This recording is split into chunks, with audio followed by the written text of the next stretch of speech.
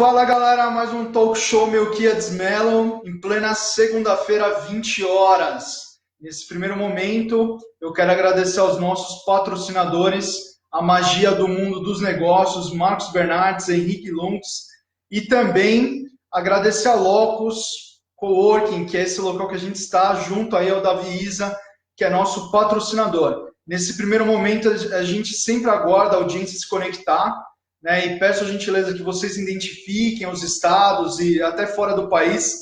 Semana passada tivemos o pessoal do Japão, Europa, então estou feliz com o progresso do programa.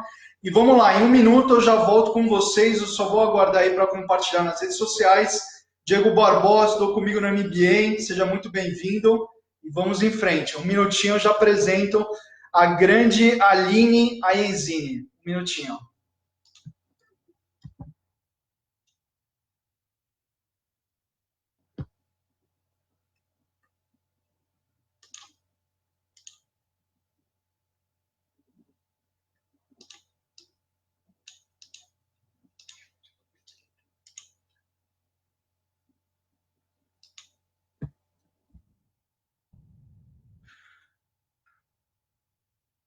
Bom, legal, compartilhei aqui na minha timeline. Pessoal, então, hoje o nosso tema é desenho de soluções de conflitos. O foco é o âmbito jurídico, mas porém a gente pode usar em inúmeras naturezas. Por gentileza, Aline Aienzini, se apresente para a nossa audiência. Olá, pessoal, boa noite. Primeiramente, queria agradecer aí o convite do Melquiades Mello, o patrocínio aí da Magia dos Negócios e da Locus Coworking, né? E hoje a gente vai trazer para vocês algumas linhas de raciocínio para a gente pensar um pouco em desenho de solução de conflitos, como a gente tem visto esse tema e como esse tema pode ajudar aí as empresas e os consumidores a se relacionar melhor, tá? Fica com a gente, vocês vão ver que vai valer a pena. É isso aí, então o pessoal já se apresentou aqui, ó, Albino Tavares mandou uma boa noite, ele fala de Guiana, isso? E o Diego também, vão aprender que vai ser tá sendo um encontro incrível. Então, Aline, é o seguinte, né, nós temos o nosso cenário hoje no Brasil, é o grande número de processos, né, um judiciário que é lento, e quase um processo por habitante, né? Você agora há pouco comentou nos bastidores. Então, olhando esse cenário, como que a gente pode começar a, de fato, trazer alguma solução e melhoria nesse cenário que está tão difícil de se tratar? Então, pessoal, hoje, como todo mundo sabe, a gente tem, como o Melquiades falou, quase um processo por habitante, né? No Brasil, hoje, os números são estrondosos. A gente tem 1.700.000 faculdades de direito, enquanto que no Brasil a gente tem 1.500, no Brasil a gente tem 1.700 e no mundo a gente tem 1.400. Então, a gente tem um cenário de muitos colegas, advogados e bacharéis de direito. E o que está acontecendo hoje no judiciário é que as demandas não conseguem chegar da justiça na forma que as pessoas pretendem. Então, uma justiça tardia é uma justiça que não aconteceu, né? Então, o que a gente tem visto desde 2010 com a Resolução 125 é que tem outras formas de resolver os conflitos. Então, aqui trazendo para um público que a gente tem de pessoas não advogados, hoje a mediação de conflitos, que foi colocada pelo Código de Processo Civil em 2015 e pela Lei de Mediação, ela abre, na verdade, um espaço para que os advogados possam, ao invés de ajuizar a ação, eles pensarem em meios alternativos disso. E, Melquiades, desde 2010, no Código de Ética da OAB, está previsto que o advogado deveria verificar isso antes de entrar com uma ação. Ah, sim. Então, a gente já tem um artigo que deve ser observado. Por quê? Porque, na verdade, os consumidores, quando ele vai até um escritório, ele tem uma sensação de que precisa da justiça feita pelo judiciário. Certo. Só que, na verdade, as próprias empresas têm se preparado para resolver esses conflitos internamente. Então, aquele modelo que a gente tinha, onde o saque, a ouvidoria, eles não resolviam nada e era preciso ajuizar uma ação para ter acesso a esse direito, hoje já tem mudado. Então, isso a gente vê que todas essas ferramentas metodológicas, inclusive o próprio Canvas, Design Sim, isso vem com a gente para fazer um desenho de solução de conflito interno, que na verdade nada mais é do que o Dispute System Design, que surgiu em Harvard desde 1980. Poxa, então já tem tempo, né? Nos Estados Unidos há bastante tempo. E o que a gente verificou? Lá o primeiro case foi do eBay.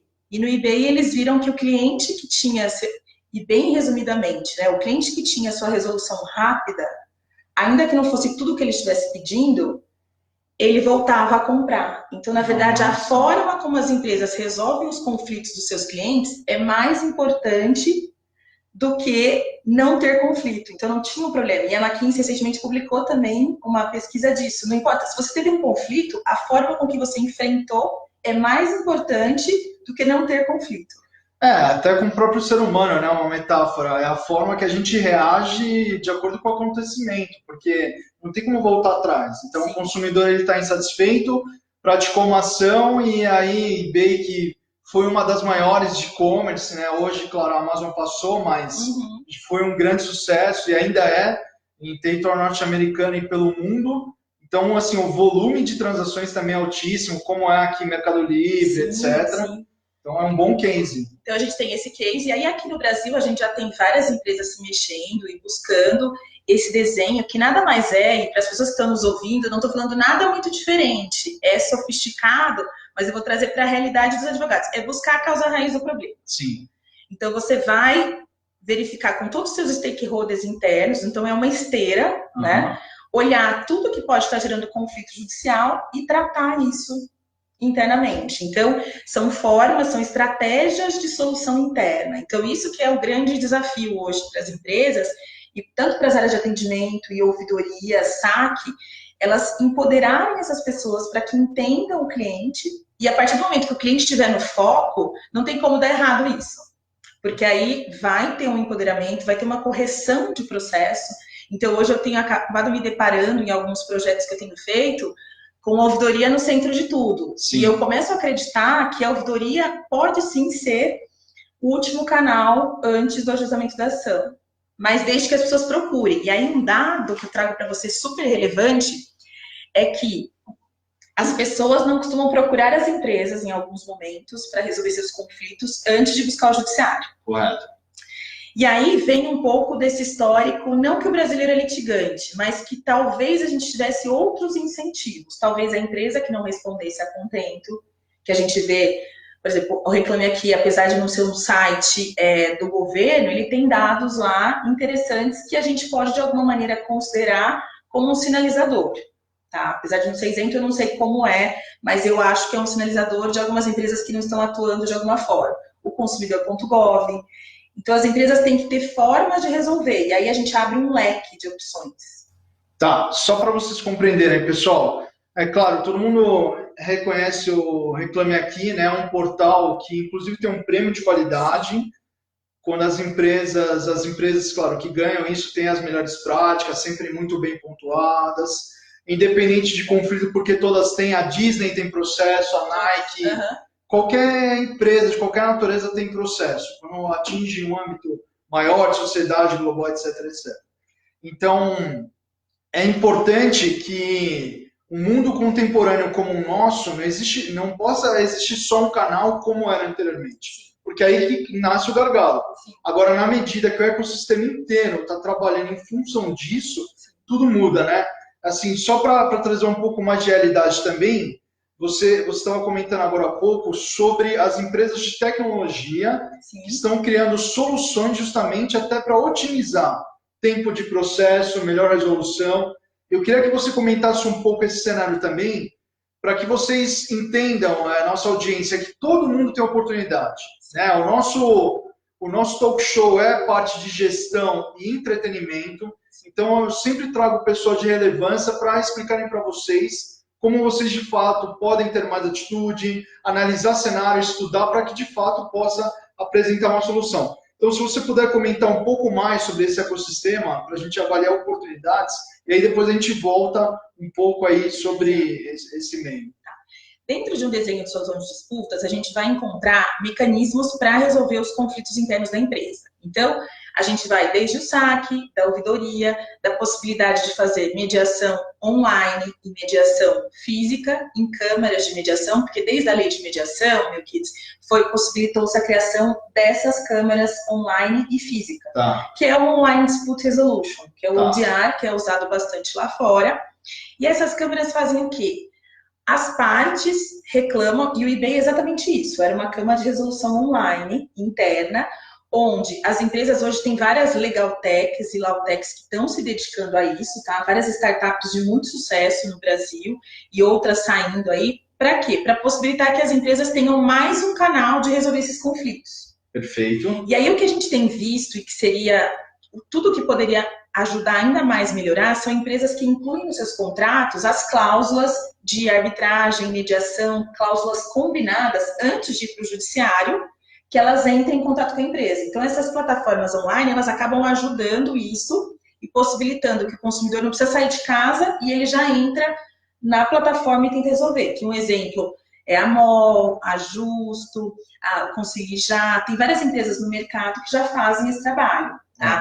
Então, isso acaba trazendo ganho para as empresas, né, porque você resolve um volume muito grande, e isso acaba derivando para o judiciário que realmente precisa, que é o que a gente não tinha anteriormente. Perfeito. E também a gente tem uma plataforma pública que é o consumidor.gov, da Senacom, do Ministério da Justiça, que também recebe as demandas e as empresas se cadastram lá para que seus assuntos também possam ser resolvidos. Então, a gente tem hoje muitas ferramentas no mercado e muitas portas para o cliente ter acesso ao que aconteceu de errado no seu conflito.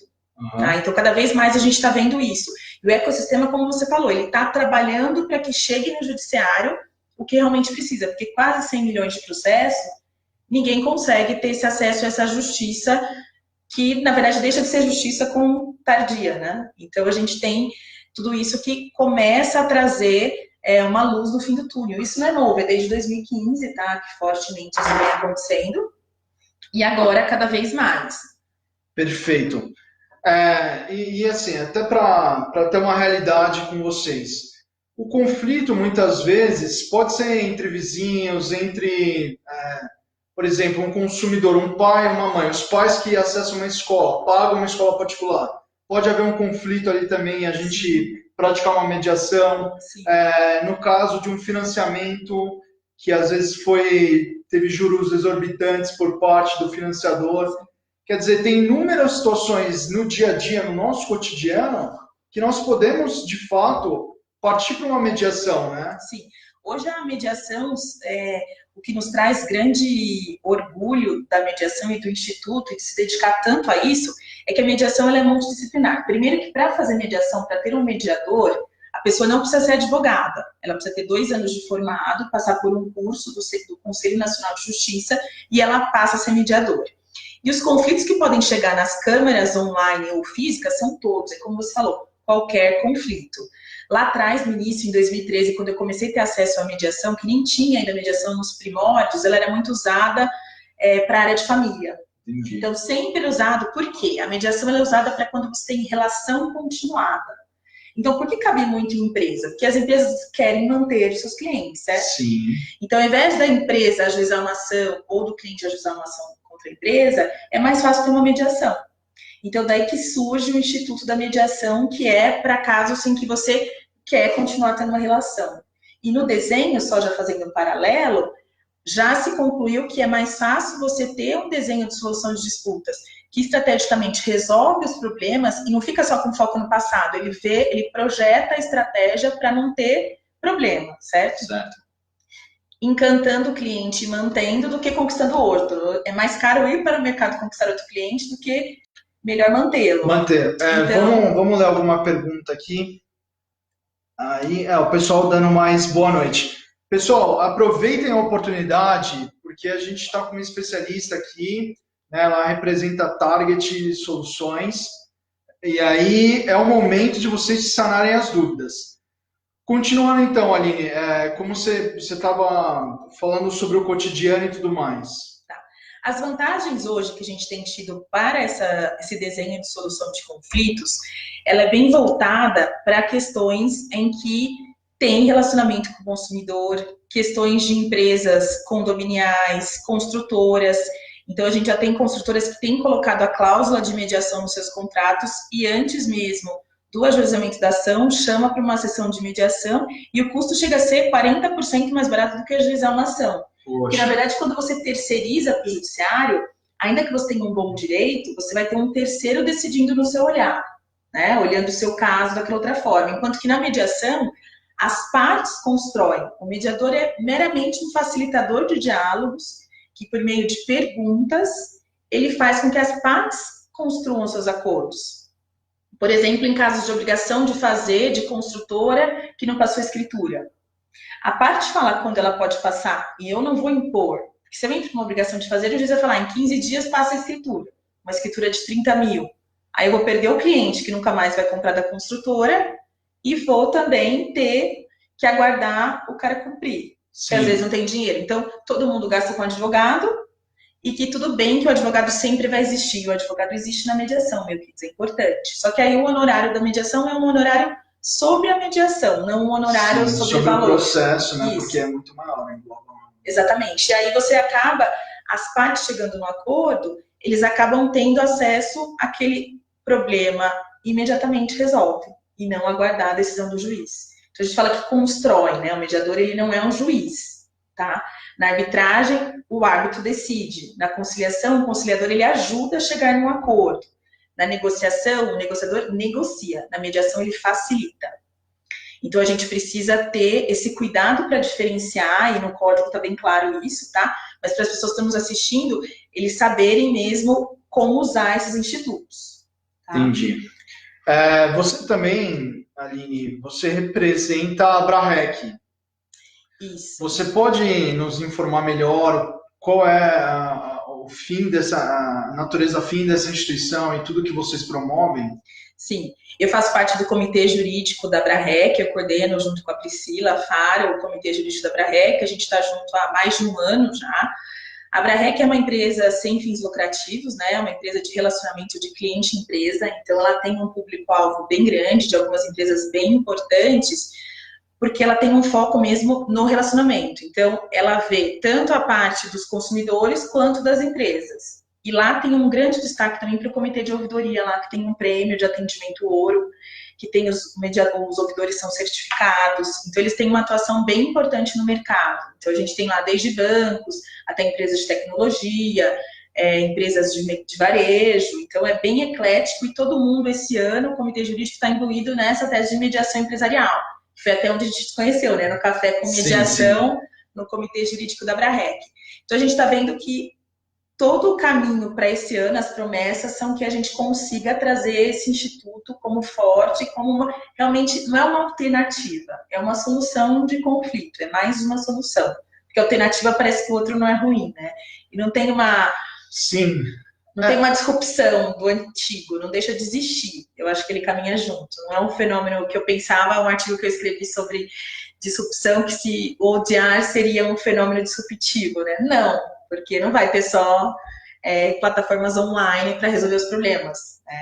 Vai conviver. Eu acho que é uma mudança de paradigma. Eu acho que esse é o grande desafio de todos nós e de todos os meus colegas que trabalham nessa área, que eu acho que a gente tem um desafio de mostrar o que a gente quer.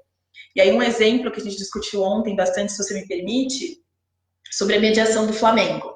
Sim, bem grave. Infelizmente, o que eu estou falando aqui é só com o que saiu na mídia, eu não consegui ainda falar, eu até tentei, porque como eu ia ter essa oportunidade hoje, falar com as pessoas diretamente envolvidas para trazer uma resposta, mas eu não consegui. Uhum. Então, o que seria importante, que a gente discutiu ontem, durante toda a tarde, e aí várias pessoas importantes discutiram durante a tarde de ontem, que, na verdade, a gente precisava entender o que aconteceu lá de fato. Porque a forma que saiu as notícias, e aí você que é desse meio sabe que nem sempre as pessoas empacotam do jeito certo, a gente ficou um pouco chateado porque a gente entendeu que lá eles começaram pelo fim. Porque numa mediação, como eu te falei agora há pouco, a gente não vai direto no valor. Isso não é mediação. Ainda mais numa situação super difícil como uma tragédia dessa, sim. A gente tem todo um percurso que na mediação é feito para você fazer com que as partes se sintam confortáveis, requer mais tempo, é mais sofisticado. Então, um desenho, por exemplo, que o Diego fala que participou aqui no Brasil foi, por exemplo, o acidente da TAM. acidente de Mariana. Então, tudo isso leva tempo. E talvez foi o que faltou, foi um pouquinho mais de tempo lá, mas a gente também não entende qual foram as circunstâncias que criaram. Do jeito que foi posto, pareceu que não deu certo a mediação. Mas a gente não sabe se realmente ocorreu uma mediação, como foi. Então, a gente também espera entender isso, porque naquele caso caberia totalmente a mediação. Mas como? Tinha que ver o momento que as partes estão. Porque quando você está falando de uma coisa tão grave, Claro, a sofisticação e assim, as famílias, que momento que ela está para poder decidir alguma coisa? Será que eles estariam prontos? Ou talvez eles que quiseram, e aí também a gente não consigo julgar isso agora. Mas o que a gente esperaria que acontecesse não é tão rápido, não se consegue na primeira sessão, numa situação dessa, dos exemplos que a gente tem, tá? Não estou julgando esse caso de novo, só estou colocando o que saiu na mídia. E não dá para prever em quanto tempo vai se fechar ou não se fechar.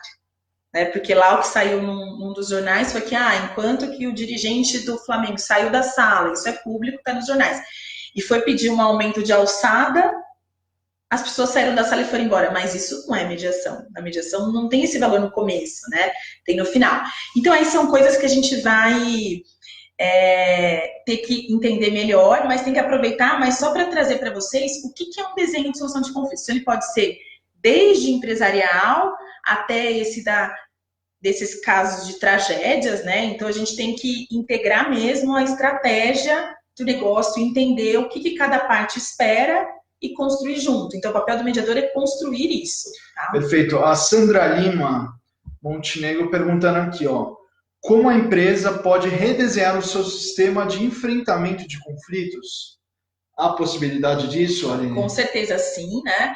E obrigada pela participação, Sandra. A Sandra é uma mediadora de Brasília e está sempre super antenada nessas novidades aí. Ela até estava com a gente ontem nas discussões sobre esse tema do Flamengo. Na verdade, as empresas, elas têm que, redesenhar todo, e aí entra um pouco de Canvas também, design sim, que é todo mundo entrar, grupos de trabalho da minha vivência, como que a gente fez? Eram grupos de trabalho multidisciplinares, onde cada um tinha Kaizen no meio, tinha Canvas. 5W2H, um monte de Kanban. Todos, Kanban. E aí a gente colocava, lia as ações, naquela época que não tinha inteligência artificial, então as pessoas buscavam os processos, a gente lia tudo, baixava, não era tudo eletrônico ainda, viu? Então a gente tinha que ir atrás desses processos, lia e via porque ganhava, porque perdia, se perdia por prova, se perdia por fato, então eu tô tentando traduzir, na verdade, numa linguagem mais simples, tá? Sim. E aí a gente chegava e falava, não, mas por que motivo que entrou essa ação? E aí se identificava, porque foi debitado indevidamente a conta. Aí via-se como poderia solucionar isso. E muitas vezes, meu querido, em várias mediações, a gente via que a pessoa só queria um pedido de desculpas. Nossa. Tá? E a gente se depara isso no resgate do diálogo. Você fala, o que eu vou pagar? Às vezes não tinha preço. Gente, eu vou agora, com toda a gentileza, interromper a doutora. Só existe um valor que eu consigo visualizar, empatia. Sim. O valor principal da mediação é empatia, o valor principal do Canvas é propósito de valor, mas também focado em empatia, design thinking, empatia, tudo focado no ser humano, no cliente, usuário, seja quem for o agente representativo ali, ou a instituição, enfim. Agora, o que falta mesmo em sociedade, a gente precisa não ir para um judiciário e resolver na mesa, numa mediação, justamente isso. Poxa, se te ofendi, se faltei com algo, vamos conversar, eu peço desculpas, eu errei mesmo, eu empresa ou eu pessoa física, e aí tudo muda, né? E aí foi negativado indevidamente, ou eu achei que não tinha feito esse empréstimo e acabei fazendo, sem querer, e aí Sim. Tem várias coisas que a gente começa a mostrar, mas de novo, a empresa tem que estar pronta para isso, tem que ter uma maturidade e estar disposta a redesenhar os seus sistemas internos. Por isso que eu te disse no começo que eu acho que a ouvidoria, nesse processo de melhoria contínua, ela é um agente importantíssimo para o desenho de solução de conflitos. Isso eu não tinha essa visão até um ano atrás, se você me perguntasse, talvez eu não incluísse isso, Sim. Tá? Mas eu tenho desenvolvido projetos interessantes de enfrentamento de conflito que partem da ouvidoria e permeiam toda a empresa. Tá? Isso vai desde um treinamento de diálogo, de comunicação não violenta, que hoje eu fiz um deparo para a empresa de comunicação eficiente. Tá? Então, a gente vai treinar como ser empático, como fazer perguntas abertas, como se colocar no lugar do seu cliente, como colocar o eu e quebrar o gelo para que a pessoa fale e sinta confortável no que ela está fazendo. Então, a gente tem vários mecanismos, isso eu estou misturando negociação, como chegar ao sim, que você conhece. Constelação familiar. Constelação familiar eu não uso muito, eu conheço mas e acredito, mas é possível. Alternativa. É possível, eu ainda não tenho esse conhecimento, mas eu sei que se aplica, principalmente em família, mas hoje eu tenho notícias que as pessoas estão aplicando até em empresas, então eu acho isso muito interessante. Conheço pessoas que podem falar sobre isso, a gente pode fazer um próximo sobre isso, mas o grande pulo do gato, literalmente, é a empresa estar disposta e comprometida. Porque não adianta a gente fazer isso e a empresa não estar comprometida que vai resolver. Tá? Perfeito. Então, isso é bem interessante. Que maravilha. O Diego Barbosa, quando o acordo feito não é cumprido, existe limite de quantidade para mediações? Ele quer saber quando realmente não há uma resolução, se a gente pode partir para uma mediação ou tem que ser antes? Hoje, a mediação, nas câmaras privadas, elas podem ser extrajudiciais. Então, o mediador credenciado ao Conselho Nacional de Justiça, que toda Câmara, só para você entender, tem que ter, dependendo do Estado, tem que ter uma quantidade de mediadores que fizeram esse curso. Ótimo. As câmaras têm código de ética, elas têm que prestar contas para o tribunal, porque, em última análise, o tribunal homologa os meus acordos. Então, é sério. Os títulos que são gerados na Câmara são títulos executivos extrajudiciais, quando eles não são homologados, porque, por exemplo, tem clientes que não precisam homologar, porque aquele já é um título executivo extrajudicial. Quando ele é judicial, ele tem cláusulas que também colocam penalidades. Então, na verdade, não tem limite.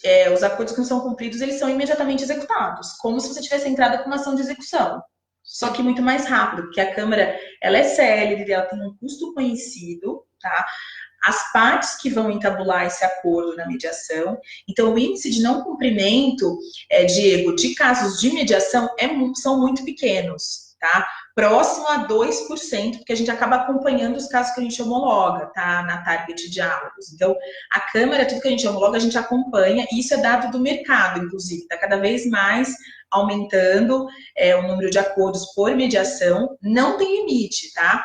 Mas, normalmente, nem precisa fazer uma outra mediação, a menos que vá mudar o que foi prometido na primeira. Mas você tendo um título executivo, é só executar que ele vai ter que cumprir. Porque as motivações, tá? Elas já foram declaradas, sim, né? E ali você já pode firmar. Exatamente. Então, não precisa nem entrar com uma ação monitória, que se as pessoas que entendem um pouco mais, às vezes tem que entrar com uma ação monitória para reconhecer o título para depois executar. Não, a Câmara gera um título executivo. Tá? Ótimo. O Shigeo Nakahara, diretamente do Japão. Boa noite, saudações nipônicas. Um grande abraço de Tóquio. Fico muito feliz com a sua presença, meu amigo. É isso aí, ferramentas incríveis aí para a gente usar. Inclusive, Shigeo, se você puder participar conosco desse encontro, né, a gente está falando de desenho de soluções. Você que é um grande coach também, claro, ajuda no desenvolvimento de pessoas e empresas. Como que você vê isso no Japão, que é um país de primeiro mundo e que, claro, por ter um PIB elevado e muitas resoluções, está à frente, né? E, claro, tem as tradições de vocês. Então, se você puder comentar um pouco o cenário que você vivencia aí, um pouco o que você vê sobre esses conflitos, né? Porque, por exemplo, quando tem uma explosão de uma usina nuclear aí, que afeta gravemente a população japonesa, a gente poderia usar mediação para isso, né? Com certeza. Então, por exemplo, são crises que, e já elogiando vocês, né? Quando vocês têm um tipo de crise dessa, vocês até conseguem devolver dinheiro para a Cruz Vermelha, que é belíssimo ver isso, honestidade e transparência no que vocês fazem com o aporte, né, de financeiro mundial. Então, tudo isso é muito belo. Eu queria que, durante o nosso encontro, que você explicasse um pouco mais do que vocês vivenciam aí, porque é um exemplo para nós, né? Com certeza. Em outros países, na verdade, a judicialização ela é bem menor, tá, infinitamente é inferior ao Brasil, por quê? Porque já se utilizam de mediação, primeiro porque o custo é muito maior. Entendi. Depois da mudança do novo Código de Processo Civil e também da área trabalhista, começou-se as partes pagarem da litigância de má-fé. Por exemplo, você entra com uma ação sem motivo, você paga agora no trabalhista. E no civil, você também pode ser responsabilizado por custas judiciais, só que elas são infinitamente inferiores ao que é cobrado lá fora. Então, por exemplo, no juizado especial de pequenas causas, não tem custas. Então, você entra com a ação, se você perder, é isso. E aí aumenta e dedica um tempo do juiz que poderia estar julgando um caso mais importante, não que não tem direito à ação, isso é garantido constitucionalmente. Todo mundo pode entrar com ação se tiver uma pretensão resistida, que é o quê? Se a empresa se negou a resolver. Só que o que a gente se depara, e aí é números públicos, inclusive, do Mercado Livre, do próprio Itaú e de outras empresas do mercado, eu conheço um pouco mais dessas duas, que a gente vê que as pessoas não procuravam as empresas antes de resolver seus problemas, iam direto ao judiciário. E aí, no momento que você resolveu o problema e combinou, olha, me procure antes, tem um case, inclusive, super recente da própria Mil, que tem feito um trabalho de aproximação, que são casos mais graves, de aproximação do cliente para que isso se resolva na ouvidoria e mostre qual é o canal. Porque hoje as empresas têm que muito se mostrar eficientes nos canais que elas colocam para resolver. Porque não adianta nada a gente falar, consumidor, procure a empresa, mas a empresa não está pronta para resolver. Então, aí passa por todo esse caminho interno das empresas, da forma de enfrentar e da percepção que ela traz, que aí não basta ser bom, tem que parecer bom. E aí que entra todos esses indicadores, seja Reclame Aqui, o consumidor.gov, internet hoje, né? Hoje é muito rápido você falar, e eu já ouvi de consumidores em algumas pesquisas que eu já fiz, que é só colocar no Facebook que funciona. A empresa liga em 2 minutos. Isso é triste. É triste, mas é uma resolve, verdade. É uma verdade. Então, hoje, as empresas têm que estar muito mais preparadas para enfrentar esse consumidor exigente, e que ele está certo, né? Mas também, por outro lado, a gente tem alguns consumidores que gostam um pouco de dano moral, que às vezes não procurou, porque sabe que o judiciário, em algum momento, deu um dano moral para um caso parecido, e que talvez ele vai ganhar também. Então, isso é uma linha bem tênue, tá? Do acesso à justiça e do ter motivo para ir à justiça, tá? Então, é um trabalho de conscientização de todo o ecossistema, como você colocou. Aline, vocês trazendo essa questão, tem um amigo meu que ele é deficiente, eu não quero citar para não expor ninguém, mas ele teve a cadeira dele, é uma cadeira elétrica, e foi quebrada no translado junto, né, ao avião da TAM. Então, ele é totalmente dependente dessa cadeira, estava junto à esposa dele, e aí ele, quando ele chegou, de fato, ele precisava descer do avião e ele viu que estava quebrada, claro que traz muitas limitações para ele procurou os fins legais, procurou pessoas responsáveis no aeroporto, conversou com a companhia, só que ele não teve atenção. Ele entrou no Facebook, postou o presidente, né, ou grande diretoria, entrou em contato, além de pagar na hora e já mandar para manutenção, entregou tudo na casa dele, sabe? Então, assim, às vezes acontece, complicado, pode acontecer. Nenhuma empresa é perfeita, acho que nenhum fim, mas, de novo, pessoal, vamos ter muita atenção, porque a gente vive numa sociedade muito complexa, né, onde diferentes situações... Então, você vai falar de transporte hoje, você tem inúmeras possibilidades. Eu até estava falando com a Aline, que eu fui andar de patinete hoje aqui na Paulista, quase sofri um acidente, ia ligar para quem, né? Mas aí eu estava errado na situação, foi minha primeira viagem, então eu acho que talvez teria que ter um treinamento de você direto de patinete, mas aí tudo bem. Então, brincadeira à parte, mas, cara, hoje você tem, né, bicicleta, hoje você tem patinete, você tem diversos meios aí de transporte. E como que gerencia tudo isso? É tudo muito complexo, é tudo muito novo. Né? Como que vai conviver todo mundo de forma harmônica? Porque, e se um carro atropela alguém de patinete, será que estava sinalizado ou não? Quer dizer, tudo é muito complexo. Então, a gente usar do meio de mediação de conflito, de desenho de soluções, para mim, o maior viés do nosso século. De fato, todo mundo sentar na mesa e desenhar algo, porque antes é o que você falou.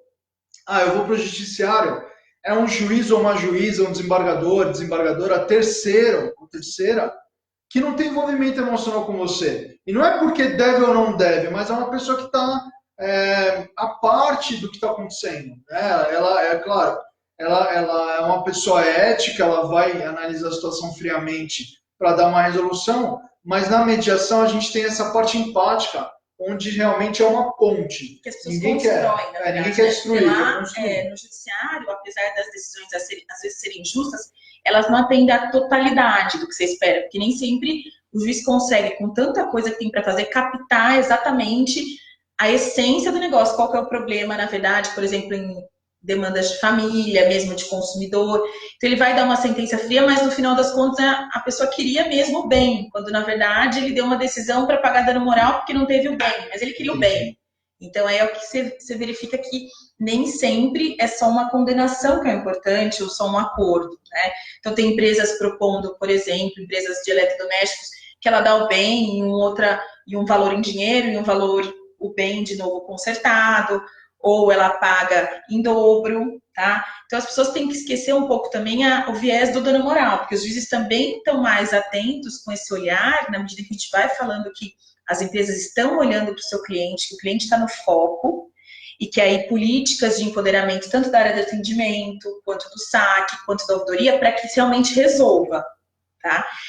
Só que, óbvio, se isso não acontecer, tem o judiciário, mas o judiciário ele tem que ser o último e não o primeiro, porque houve uma confusão em algum momento, e desde as ordenações filipinas, a gente tem definições de que Constituição Federal de 37, a gente tem lá que caberia a conciliação. Sim. Mas as pessoas acabaram usando o direito de procurar o judiciário em primeira mão, mas ele deveria ser o último.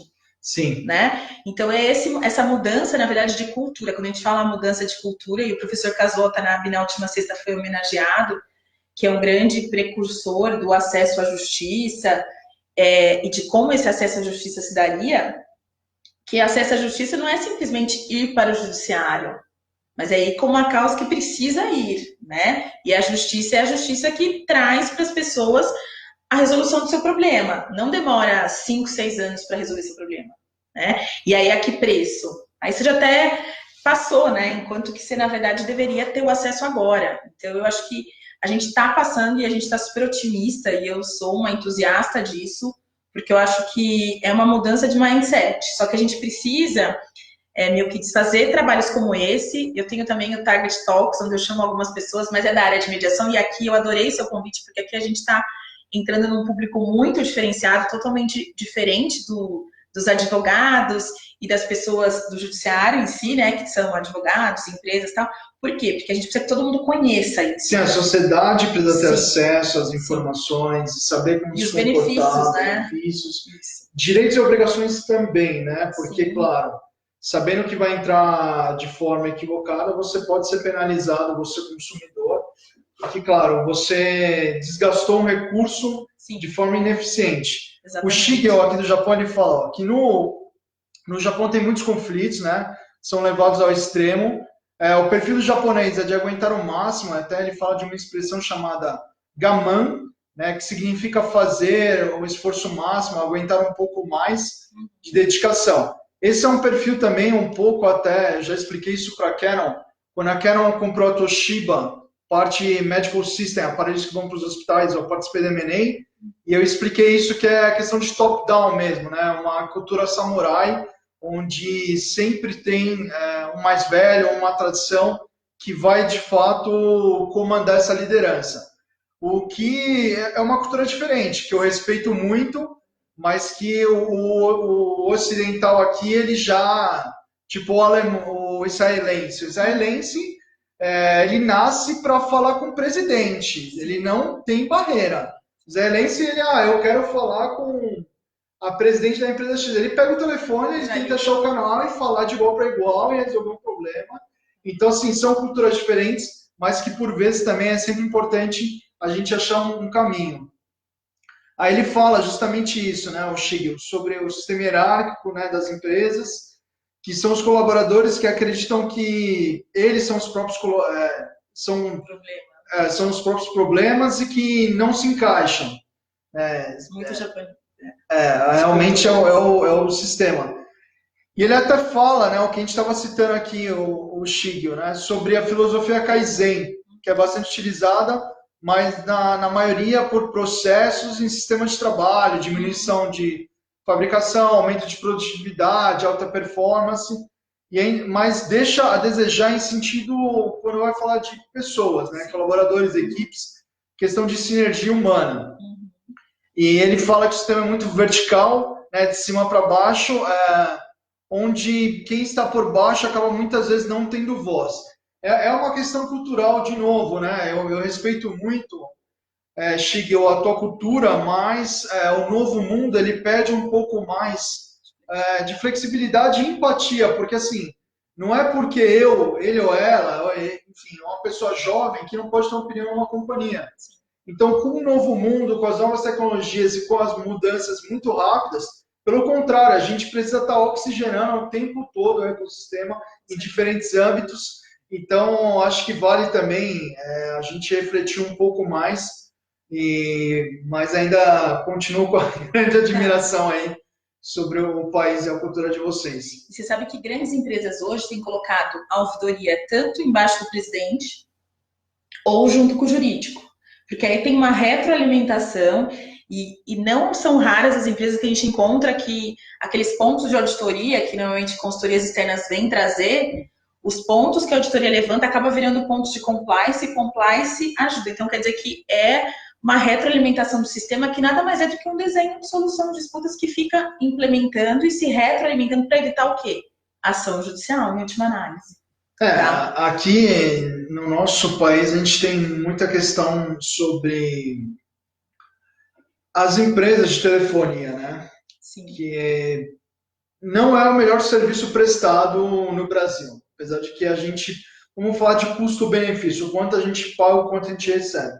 Então, o volume de processos junto a essas companhias telefônicas também é muito alto. Sim. Mas hoje, eu estava analisando, até por curiosidade, eu vi um comparativo para uma empresa que eu estava olhando o consumidor.gov. Consumidor.gov, se todo mundo, não sei se vocês conhecem, mas consumidor.gov é uma plataforma do governo, é uma plataforma assíncrona, então você entra lá, procura a empresa que você quer, ela tem que ter aderido, tá, à plataforma, e aí você coloca a sua reclamação lá. Essa reclamação é endereçada para a empresa e a empresa devolve. E lá, não sei se já verificou, meu, que tem lá a avaliação das empresas, quanto tempo elas respondem e qual é a satisfação do cliente disso. O que me surpreendeu hoje, positivamente, apesar de eu já saber que isso era um movimento, mas eu não tinha visto, foi que as empresas de telefonia estão com alto índice de resolução e eles devem, inclusive, fazer acordo, porque lá está diretamente ligado, não é tanto mediação lá, é mais conciliação e negociação, tá? Que o foco me parece ser o acordo. A avaliação está em 98%, 99%. Então, a resolução dos problemas, elas têm ocorrido. Então, você vê que é mais uma forma de resolver. Então, tem várias dessas que também tem plataformas online, que aí a diferença do consumidor.gov para uma plataforma online é que a plataforma online pode ter lá um mediador ou um negociador auxiliando. Então, é gravado. A gente pode fazer um de câmera online aqui para a gente contar um pouco para o seu público aí como que funciona isso e como está evoluindo. E da mesma forma, sai um título executivo. Então, é bem interessante como as empresas têm se movimentado. Então, eu achei que isso era um norteador importante, inclusive numa plataforma do governo. Tá? Com certeza, com certeza. O governo que muitas vezes nós, como consumidores, sempre criticamos, puxa, mas você entra num portal de prefeitura que seja para emissão de uma DARF, né, um imposto que a gente paga em empresa, já é burocrático e não é um portal amigável, não tem uma boa visualização, experiência de usuário, mas hoje eu fico muito satisfeito, né, de a nova gestão buscar essas tecnologias e entender que para o crescimento sempre foi assim, né? Mas hoje o perfil PP público-privado se demonstra um casamento quase que perfeito, né? Precisa existir. Só o governo ele não resolve todos os problemas e só a empresa com o capitalismo só vendo números também não vai resolver, né? Vendo lucratividade de qualquer forma. Então, o governo que precisa atender uma sociedade que muitas vezes é carente, que muitas vezes precisa, porque, claro, as pessoas que têm condições financeiras quase que não acessam serviços do governo, né? Vamos ser bem franco. Em qualquer, pelo menos no nosso país, não é uma Noruega, né? Um país nórdico que você, de fato, as cortes te representam em diferentes âmbitos, mas que também tem seus problemas, mas aí a gente acaba não acessando. E hoje, vendo que todo mundo está tendo mais acesso, é claro que como uma questão civil, né? A gente está praticando civilidade, a gente tem de fato incentivar o governo a ajudar em todas as classes, porque é esse o papel do governo, né? De ter... Da publicidade, né? Porque eu ouço muitas pessoas falando, não sabia que existia, não sabia que tinha essa opção, não sabia que atuava dessa forma. E esse desenho também, um outro ponto que é importante destacar, que as empresas têm avaliado bastante, feito o seu dever de casa também, é que num desenho de solução de conflitos não quer dizer que a gente vá fazer milagre, não tem milagre, mas, por exemplo, ele vai adiantar a provisão e você já vai conseguir, por meio de uma análise de ajuda de inteligência artificial, de predição mesmo das condenações, você conseguir traçar cenários para que seja a política de acordo mais robusta. Então, a gente fala aqui também o foco na solução, e essa solução pode até ser que no final quase vai dar o mesmo valor, tá? Mas aí você adianta a provisão, porque a provisão é o grande problema das empresas hoje. Você sabe, tem que todo o valor de uma ação judicial, ele tem que reter lá do lucro para provisionar para o pagamento dessa ação. E se ele antecipar, isso pode ser positivo, porque aí não tem atualização. Então, cabe também toda uma análise por que ganha, por que perde, qual é o direcionamento, e aí também a gente tem que contar também que o novo Ministério da Justiça nos ajude também a manter esses precedentes, porque hoje você sabe que lida bastante com empresas estrangeiras, é uma insegurança jurídica, né? Porque quando a gente fala para um cliente estrangeiro que depende da Câmara que vai cair ou da turma que vai cair vai ser a decisão, isso gera, né, um desincentivo, né? Sim. E com o novo Código de Processo Civil, a gente tem muito isso de firmar precedentes. E isso, para a gente, isso traz uma segurança. E volta o investimento e possibilita que as empresas tenham essas políticas de acordo mais robustas. Então, a gente tem um sistema que pode muito positivo e a gente está otimista com isso, tá? Que ótimo. Aline, por gentileza, você que foi colaboradora do Itaú, você ajudou o grupo, né, a realmente ter diminuição de processos, até melhor resolução na questão jurídica. Você pode explicar assim, alguns pontos que você acabou ajudando e, claro, que com isso você criou um histórico muito positivo para o nosso país, afinal, o Itaú é uma instituição muito sólida e, claro, que movimenta o PIB, tem uma importância muito forte na sociedade. Você pode comentar o que você teve de experiência lá para ajudar a instituição? Posso sim. As informações são públicas, né? Então, desde 2013 eu fui para o Itaú, eu já cheguei no momento que já tinham se feito um trabalho, já grande parte dele, que era um trabalho de transformação do contencioso, que eles chamaram de projeto franquia, então foi premiado, tem esses dados no CNJ, então são dados públicos que eu posso compartilhar com vocês, que foi o quê? Foi um olhar para o cliente que o Itaú fez, desde verificando quais eram as causas que geravam as demandas e padronizando, porque antes eles tinham um volume enorme de processos com vários escritórios diferentes. E o que eles fizeram? Padronizaram as defesas, automatizaram, então é anos-luz à frente de todas essas legal techs, já tinha interno vários robôs que buscavam coisas e já informatizaram e colocaram sempre o cliente no foco. Então, se está errado, já vai para o acordo. E se está certo, aí faz a defesa e defende até o final. Então, essa condição de se colocar como não tenho como defender e não defender o indefensável, que isso é o que eles pregam por aí, qualquer palestra do Itaú hoje, que eu ainda acompanho, eles têm essa diretriz, eles colocam que se não tem, ainda que eu esteja certo, se eu não tenho a prova de que o cliente aceitou, o cliente não fez, ele não defende. então vai para o escritório de acordo. E tudo isso nada mais é que, isso até já falei uma vez com o Diego Falec num evento, que ele falou, o que foi feito no Itaú foi um desenho de solução de conflitos lá atrás. Então, anos-luz também à frente, e hoje vem mantendo. E todo o trabalho que eu fiz foi de aproximação com o judiciário também, para mostrar tudo o que estava fazendo interno. Então, passou-se a ter uma análise de gestão melhor dos escritórios, e aí os escritórios também melhoraram por conta disso. Então, eu acho que o Itaú é grande responsável por uma mudança de mindset de escritórios que advogam para volume, para massa, na verdade, lá nem é volume, é massa, né? Sim. Então, eles tinham um volume enorme, na época que eu estava lá, entrava aproximadamente 20 mil ações por mês, e hoje está 12, 13, então eu não tenho os dados extremamente recentes, mas isso diminuiu muito.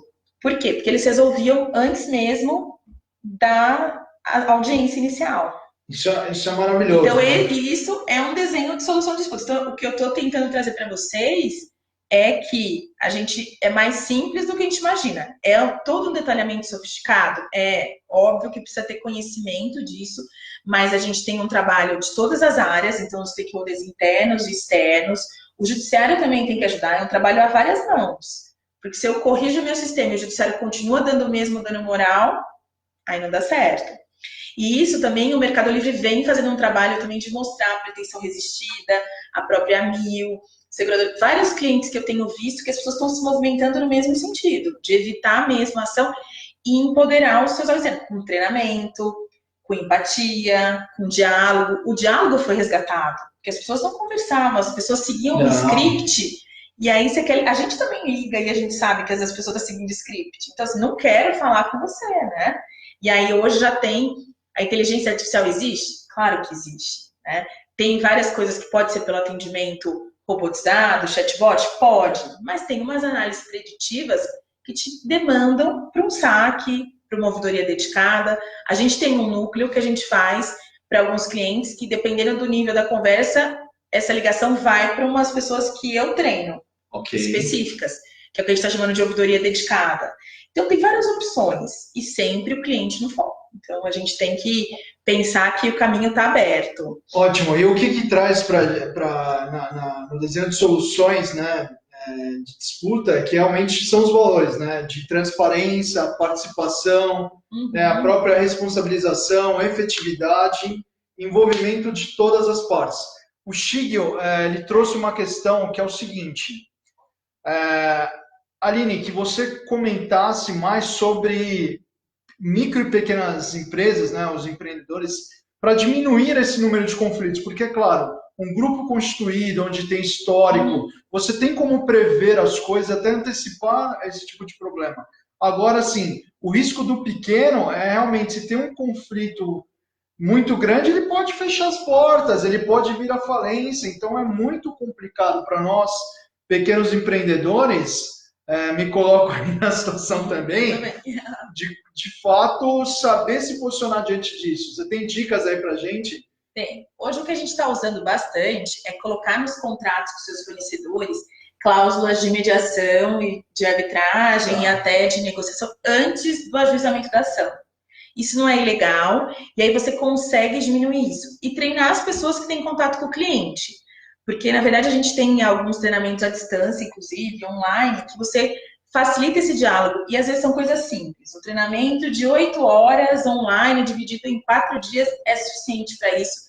São macetes bem simples que faz toda a diferença. Tá?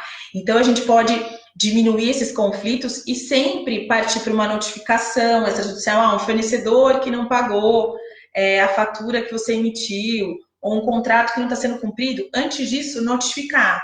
E aí, hoje, pode ser notificar via Câmara, ou você mesmo, no seu contrato, ter essas cláusulas, né? E aí, você pode estar, gradativamente, que a gente fala, ter uma cláusula de mediação, de arbitragem e até a ação judicial. Mas que aí gasta um pouco mais. Então, eu ficaria aí com as cláusulas, né, para diminuir o número de conflitos, e também o treinamento dessas pessoas que tem contato com o cliente. Tá ótimo, eu acho que é muito efetivo a sua resposta, ajuda demais, porque junto aos nossos contratos é só a gente ter respaldo. Sim. Né? Então a gente, além de nos respaldar, respalda o fornecedor, Sim. Cliente, parceiro. Que é um custo para todo mundo, né? Então aí você modifica esse custo. Isso traz um lastro de segurança para todos os envolvidos. Né? Acho que tem uma outra última. Então, assim, ó, pessoal, a gente está indo para uma conclusão aqui.